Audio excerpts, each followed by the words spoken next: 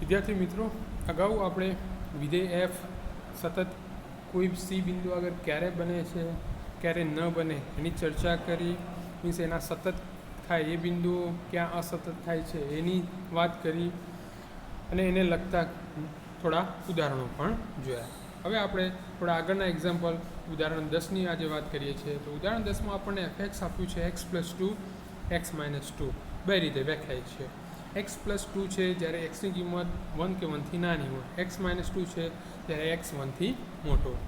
તો અહીંયા આપણે એફના સાતત્યની ચર્ચા કરવી છે. તો અગાઉ આપણે જોયું હતું એ મુજબ અહીંયા આપણે પહેલાં તો x = 1 આગળ સતતની વિચાર કરવો પડશે, પછી 1થી નાના અને 1થી મોટા એમ એ બે જગ્યાએ વિધેય સતત છે કે નહીં એવો વિચાર કરવો પડશે. તો આપણે કોઈક વાસ્તવિક સંખ્યા c લઈએ છીએ. પહેલો વિકલ્પ લઈએ છીએ જેમાં cની કિંમત 1થી નાની છે. તો એફ ઓફ cની કિંમત વ્યાખ્યા મુજબ c+2 થશે. તો એફનું c આગળનું લક્ષ લઈએ તો વ્યાખ્યા એફએક્સની શું મળશે? c 1થી નાનો છે એટલે x+2 એફએક્સની કિંમત આવે. હવે એક્સની જગ્યાએ c મૂકીએ તો c+2 મીન્સ અહીંયા બે કિંમતો સરખી થાય છે, એફસી અને c આગળનું એફએક્સનું લક્ષ. એફ એ c<1 એટલે 1થી નાના પ્રત્યેક વાસ્તવિક સંખ્યા માટે સતત થઈ જાય છે. બીજા વિકલ્પમાં આપણે cની કિંમત 1થી મોટી લઈએ તો એફ ઓફ c આપણી પાસે આવશે c-2. c આગળ એફએક્સના લક્ષની વાત કરીએ તો અહીંયા આપણી પાસે એફએક્સની કિંમત છે x-2 એ મૂકી દઈએ. તો હવે આનું લક્ષ શોધવા માટે એક્સની જગ્યાએ c મૂકીએ તો એ c-2 મીન્સ અહીં પણ એફસી જેટલું થાય છે. મીન્સ એફ એ 1થી મોટી પ્રત્યેક વાસ્તવિક સંખ્યા માટે સતત થાય છે. તો જો અહીંયા મિત્રો એફની વ્યાખ્યા બે રીતે હતી, 1થી નાના અને 1થી મોટા. તો બંને માટે આપણે બે વિકલ્પમાં એફ સતત થાય છે એની વાત કરી દઈએ. હવે ત્રીજો વિકલ્પ રહ્યો cની કિંમત 1 લઈએ તો મીન્સ x એ 1 આગળ સતત છે કે નહીં એની ચકાસણી કરવી છે. તો અહીં ડાબા લક્ષની વાત કરીએ 1 આગળની તો એ માટે એફની કિંમત તો x+2 આવે, એક્સની કિંમત 1 મૂકીએ તો અહીંયા 1 + 2 3 થશે. હવે 1 આગળના જમણા લક્ષની વાત કરીએ તો લિમિટ x → 1 + fx. તો અહીં fxની વ્યાખ્યા x-2 થશે, એક્સની કિંમત 1 મૂકીએ તો -1 થાય છે. મીન્સ અહીંયા ડાબું ને જમણું લક્ષ સમાન થતા નથી. આથી કહી શકાય કે અહીંયા 1 આગળ એફ સતત થાય નહીં. 1 સિવાયના બધા જ બિંદુઓ આગળ એફ એ સતત છે, ફક્ત x=1 આગળ સતત નથી. મીન્સ x=1 આગળ વિધેય આપણું અસતત છે.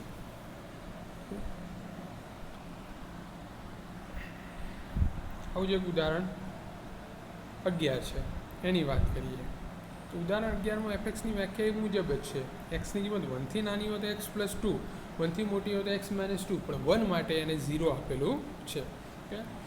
તો હમણાં જ ઉપરનું ઉદાહરણ જોયું એ મુજબ x=1 સિવાયના જ તમામ વાસ્તવિક સંખ્યાઓ માટે ઉપરના ઉદાહરણ મુજબ તો એફ સતત થવાનું છે એવું આપણે જોયું હતું, કારણ કે વ્યાખ્યા સેમ જ છે. ફક્ત 1 આગળની જ એની વ્યાખ્યા બદલાઈ છે, 0 લીધી છે.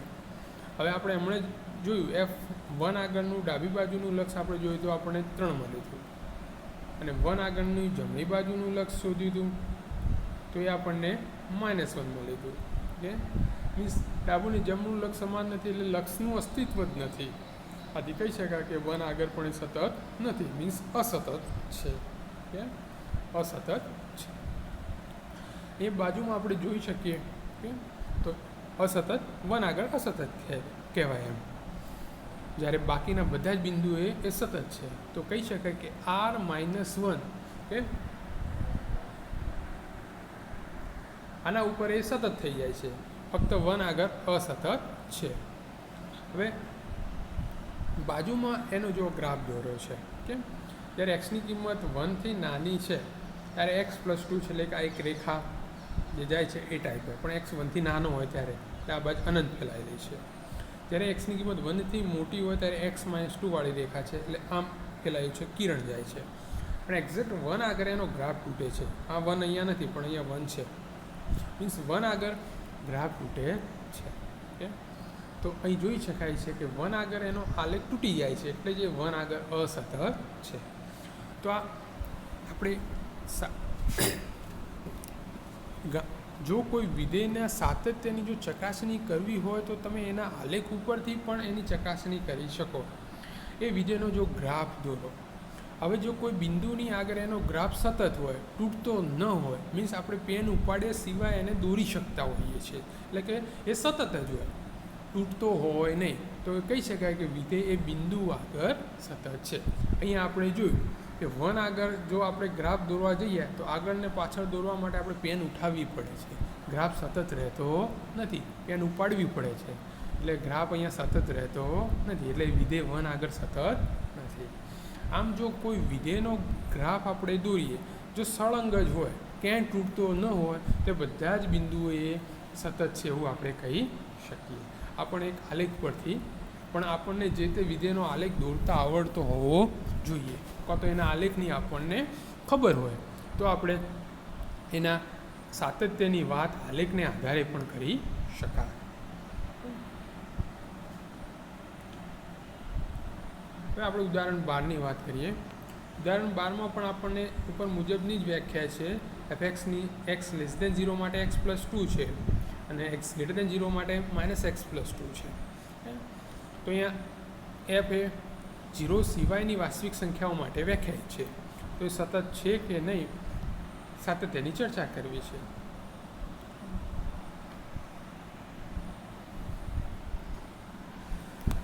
તો અહીંયા ઉપર મુજબ જ આપણે જે જોયું છે એ મુજબ જ કે સી જો લઈએ કોઈ વાસ્તવિક સંખ્યા, ઓકે, અહીંયા એને d1 d2 બે ભાગ કરીને કામ કર્યું છે. પણ જે આપણે ઉદાહરણ પહેલાં જ હમણાં જોયું ને ઉદાહરણ 10મું, એ મુજબ જો વાત કરીએ તો સીને જો ઋણ લઈએ તો એ વખત સી આગળ fxનું લક્ષ એ જ આપણી પાસે fc જેટલું થઈ જવાનું છે, એટલે પણ સતત થશે. જો સી ધન લઈએ તો એ વખત પણ સી આગળનું fxનું લક્ષ પણ fc જેટલું થઈ જાય છે. મીન્સ સી ધન હોય કે ઋણ હોય, મીન્સ ધન અને ઋણ એમ બધી જ ધન વાસ્તવિક સંખ્યાઓ અને ઋણ વાસ્તવિક સંખ્યાઓ પર એ સતત થઈ જાય છે. આમ f એ એના પ્રદેશના પ્રત્યેક બિંદુએ સતત થઈ જાય છે, આથી f એ સતત છે એવું કહી શકાય. આ એક્ઝામ્પલ ઉદાહરણ 10 જેવો જ છે, ફક્ત અહીંયા ચેન્જ એટલું છે કે અહીંયા જે 1 આગળ એ વ્યાખ્યાયિત નહોતું.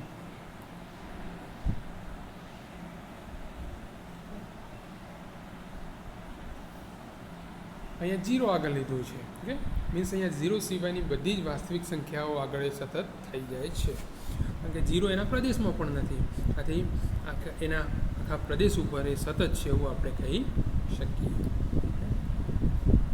આ જ પ્રમાણે ઉદાહરણ 13 પણ છે, બાજુમાં એનો ગ્રાફ દોરેલો છે. જો આ ગ્રાફ મુજબ આપણે જોઈએ તો અહીંયા એનો ગ્રાફ x>0 માટે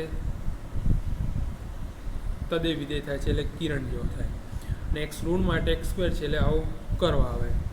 તો જો આખો જ વિધેયનો ગ્રાફ સતત કોઈ બિંદુએ તૂટતો નથી, એટલે 0 આગળ પણ એ સતત થઈ જાય છે, અને આમ પણ સતત છે, અને જમણી બાજુ પણ સતત છે, એટલે આખું ગ્રાફ આપણે પેન ઉપાડ્યા સિવાય દોરી શકીએ છીએ, એ સતત છે એવું આપણે કહી શકીએ ગ્રાફ ઉપરથી.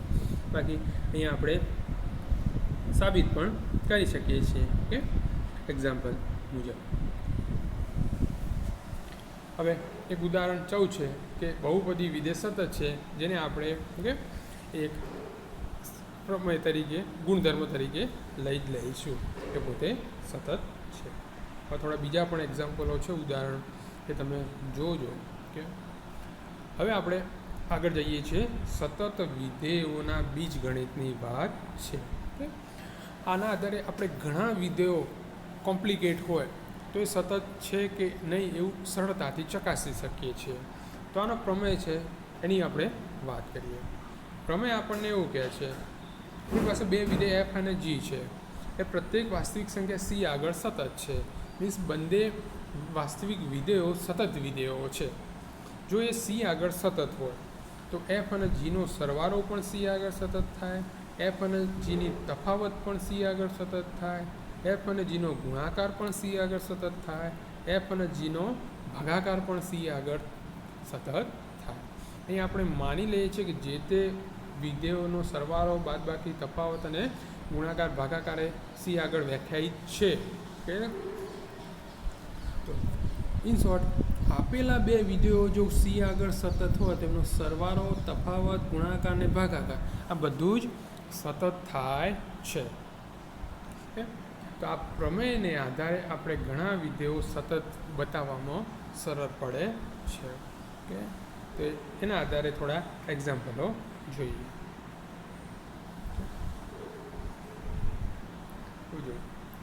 ઉદાહરણ 16 આપણને પૂછે છે કે પ્રત્યેક સમય વિધેય સતત છે.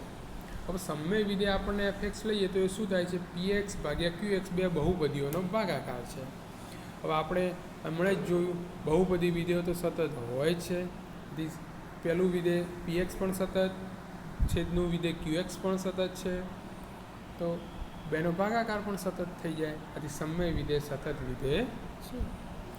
f ભાગ્યા z સતત થાય ને, ચોથો ભાગ પ્રમેયનો આધારે.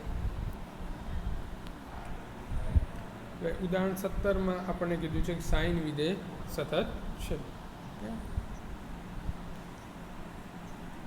તો આપણે અહીંયા કોઈ વાસ્તવિક સંખ્યા સી આગળના સાતત્યની ચર્ચા કરવી છે. ઓકે, તો એક્સ લઈએ છીએ સી પ્લસ એચ, અને આ એચ બહુ જ નાનો લઈએ છીએ જેથી એક્સ એ શું થાય? સી તરફ જાય. ઓકે, તો limit x tends to c f x. એફએક્સની કિંમત સાઇન એક્સ લઈએ. એક્સની કિંમત સી પ્લસ એચ થઈ. સાઇન સી પ્લસ એચનું સૂત્ર સાઇન સી કોસ એચ વત્તા કોસ સી સાઇન એચ. લક્ષ સરવાળામાં વેચી દઈએ છીએ. સાઇન સી અચળ છે એટલે 12 આવશે. એચની કિંમત 0 મૂકીએ તો કોસ 0 1 થઈ જશે. સાઇન 0 0 થઈ જશે એટલે પાછળનું 0 થશે. સાઇન સી ઇન્ટુ 1 એટલે સાઇન સી. સાઇન સી એ જ આપણું એફસી થઈ જવાનું છે. ઓકે, ઓકે, તો કહી શકાય કે સી આગળનું લક્ષ એ જ એફ ઓફ સી જેટલું થાય છે. મીન્સ એફ એ સતત છે, મીન્સ સાઇન એ સતત વિધેય થાય છે. ઓકે,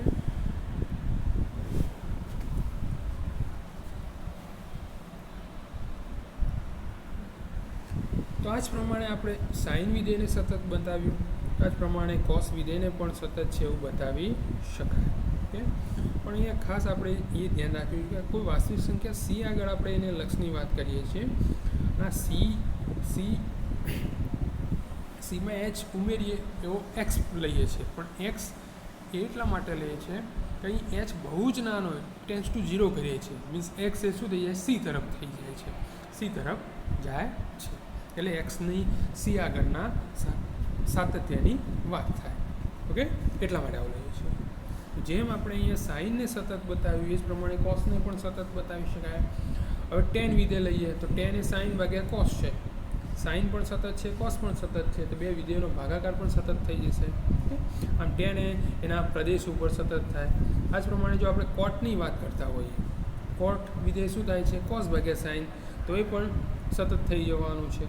નહીં, સેક અને કોસેકની પણ વાત કરીએ, સેક થશે 1 કોસ અને કોસેક થશે 1 સાઇન, તો બંને 1 પણ સતત અચળ વિધેય થાય. નીચેનું કોસ પણ સતત, એટલે સેક પણ સતત થશે, કોસેક પણ સતત થશે. તો અહીંયા આપણે એટલું યાદ રાખીશું કે આપણા બધા જ ત્રિકોણમિતિય વિધેયો એટલે કે સાઇન, કોસ, ટેન, સેક, કોસેક એ એના પ્રદેશો ઉપર સતત વિધેય છે એવું અહીંયા આપણે લઈ લઈએ છીએ, બીજા સાબિત કરતા નથી. અને આને યાદ પણ રાખીશું ને જ્યાં ત્યાં જરૂર પડશે અહીંયા એનો ઉપયોગ પણ કરતા રહીશું. એક પ્રમેય 2 છે, એ પણ બહુ ઉપયોગી છે. જ્યારે કોઈ વિધેય બે કે વધારે વિધેયોનું કમ્પોઝિશન હોય તો એને સતત બતાવવા હોય તો આ પ્રમેય 2 આપણને બહુ ઉપયોગી થાય છે. પ્રમેય 2ની વાત કરીએ તો પ્રમેય 2 આપણને એવું કહે છે કે એફ અને જી વાસ્તવિક વિધેયો છે અને બેનું કમ્પોઝિશન એફઓજી છે એ સી આગળ વ્યાખ્યાયિત છે. જી એ સી આગળ સતત છે અને એફ એ જીસી આગળ સતત છે, તો એફ ઓ જી પણ સી આગળ સતત થાય છે એવું આ પ્રમેય કહે છે. સરળ ભાષામાં જો હું તમને સમજાવું તો આપણી પાસે આપેલા બે વિધેય એફ અને જી જો સતત હોય એના પ્રદેશના દરેક બિંદુએ અને જો એફઓજી વ્યાખ્યાયિત થતું હોય તો કહી શકાય કે એફઓજી પણ એ સી આગળ સતત થાય છે. ઓકે, મીન્સ બે સતત વિધેયોનું કમ્પોઝિશન પણ સતત થાય છે, બે સતત વિધેયોનું સંયોજિત વિધેય પણ સતત થાય છે. પણ ખાસ ધ્યાન એ રાખવાનું સંયોજિત વિધેય વ્યાખ્યાયિત થતું હોવું જોઈએ. તો આ પ્રમેયને આધારે આપણે ઉદાહરણ 19 જોઈએ. ચાલો, ઉદાહરણ 19 આપણને એવું કહે છે કે એફએક્સ છે સાઇન એક્સ સ્ક્વેર. તો અહીંયા આપણી પાસે બે વિધેયોનું કમ્પોઝિશન અહીં થશે સાઇન એક્સ સ્ક્વેર. એક જીએક્સ લઈ લઈએ છીએ આપણે સાઇન એક્સ, ઓકે, અને એચએક્સ લઈએ છીએ એક્સ સ્ક્વેર. તો જી કમ્પોઝિશન એચ કરીએ તો એ આપણી પાસે થઈ જવાનું છે આપણું એફએક્સ જ. ઓકે, જીને એચ સતત છે, આથી આપણે ઉપરનો પ્રમેય બેને આધારે કહી શકાય કે બેનું કમ્પોઝિશન ઓકે સતત થાય એ આપણો એફ છે, આથી એફ પણ સતત થઈ જાય. ઉદાહરણ 20 જોઈએ. ઉદાહરણ 20માં આપણને એફએક્સ આપ્યું છે માનાંકમાં 1 - x વત્તા માનાંક એક્સ. તો અહીંયા આપણે બે વિધેયો જી અને એચ પસંદ કરીએ છીએ. જી લઈએ છીએ 1 - x પ્લસ માનાંક એક્સ, એચ લઈએ છીએ માનાંક એક્સ. તો આપણું એચ કમ્પોઝિશન જી, તો એચ ઓફ જીએક્સ થશે. જીએક્સની કિંમત આપણી પાસે 1 - x નું માનાંક એક્સ વત્તા, હવે એનું એચ પ્રતિબિંબ લઈએ તો આખાનું માનાંક આવે એટલે આપણું એફ જ થશે. મીન્સ એચ કમ્પોઝિશન જી એ આપણો એફ જ થાય છે. હવે અહીંયા એચ એ માનાંક એક્સ છે. અગાઉ આપણે જોઈ ગયા કે એચ તો સતત છે માનાંક વિધેય, આપણે અગાઉના ઉદાહરણમાં બતાવી દીધું, એટલે એચ સતત વિધેય છે. હવે જીએક્સ એ બે સતત વિધેયોનો સરવાળો છે. એમાં પહેલું વિધેય છે 1 - x બહુપદી વિધેય, એટલે એ પણ સતત થશે. અને માનાંક એક્સ એ પણ સતત છે, બેનો સરવાળો પણ સતત થાય, આથી જી પણ સતત, એચ પણ સતત, આથી બેનું કમ્પોઝિશન પણ સતત, જે આપણું એફ જ છે, આથી એફ પણ સતત થાય છે. તો અહીંયા આપણે આ ઉદાહરણ 20 સાબિત કરવા માટે પ્રમેય 1 નો પણ ઉપયોગ કર્યો અને પ્રમેય 2 નો પણ ઉપયોગ કર્યો.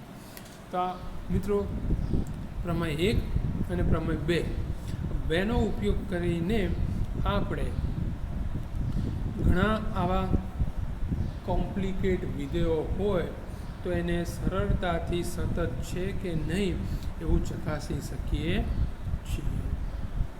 તો બે પ્રમેયો ખાસ ધ્યાન રાખજો, જે આપણને સ્વાધ્યાયમાં અમુક એવા એક્ઝામ્પલો છે ડિફિકલ્ટ જેને સરળતાથી સાબિત કરવામાં કામ લાગશે. તો આજે આપણે આટલા સુધી રાખીએ છીએ. નેક્સ્ટમાં આપણે સ્વાધ્યાય 5.1ના એક્ઝામ્પલોની ચર્ચા કરીશું. ફરીથી મિત્રો કહું છું, જો તમે 11મા ધોરણનું લક્ષવાળું ચેપ્ટર ન રિપીટ કર્યું હોય તો તમને ઓછું ફાવતું હોય તો શીખીજો, પુનરાવર્તન કરજો અને પછી આ સ્વાધ્યાયના એક્ઝામ્પલો ગણજો. જો તમને 11માનું લક્ષવાળું ચેપ્ટર સરખું નહીં ફાવે તો આ સાતત્યના ટૉપિકમાં તમને તકલીફ પડશે અને પડશે. એટલે ધોરણ 11નું લક્ષનું ચેપ્ટર બરાબર ગણજો, સમજજો એના સૂત્રો, અને પછી અહીંયા ધોરણ 12નું ચેપ્ટરનો સાતત્યના ટૉપિકનો અભ્યાસ શરૂ કરજો. ઓકે મિત્રો, થેન્ક યુ.